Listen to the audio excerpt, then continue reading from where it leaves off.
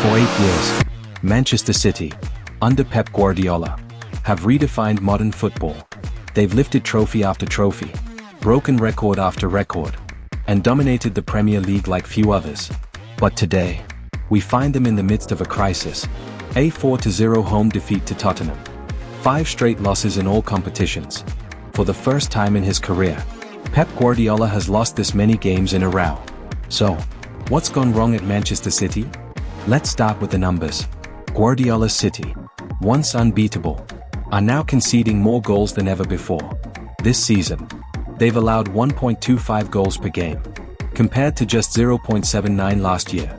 In their last 5 matches, they've scored just 4 goals while conceding 14. This isn't just a bad run.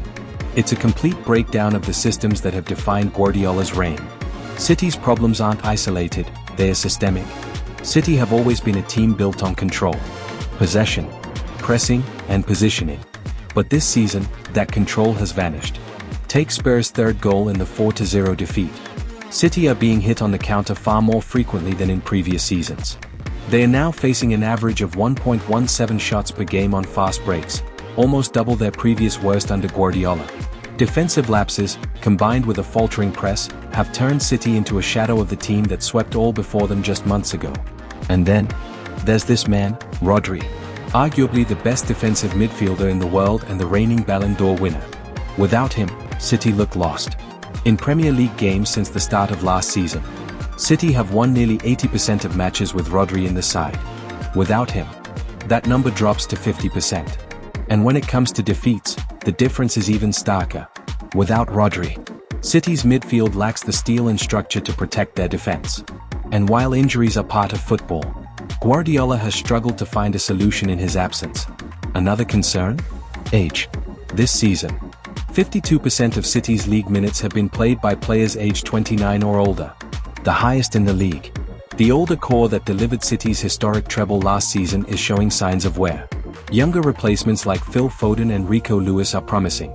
But the transition hasn't been seamless. 8 years at a club is almost unheard of in modern football, especially under a manager as intense as Guardiola. Has his message grown stale? Have the players reached a breaking point?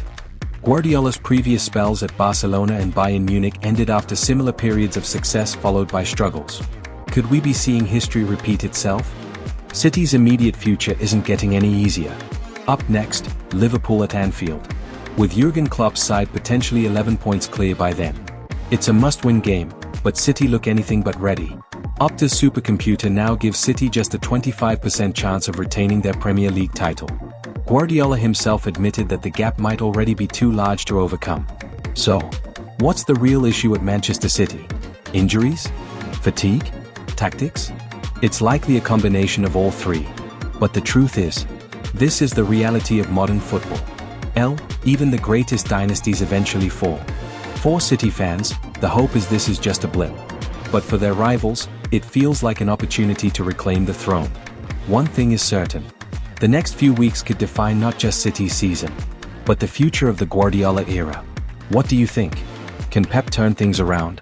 Or is this the beginning of the end for his Manchester City dynasty? Let us know in the comments. And don't forget to like and subscribe for more football analysis.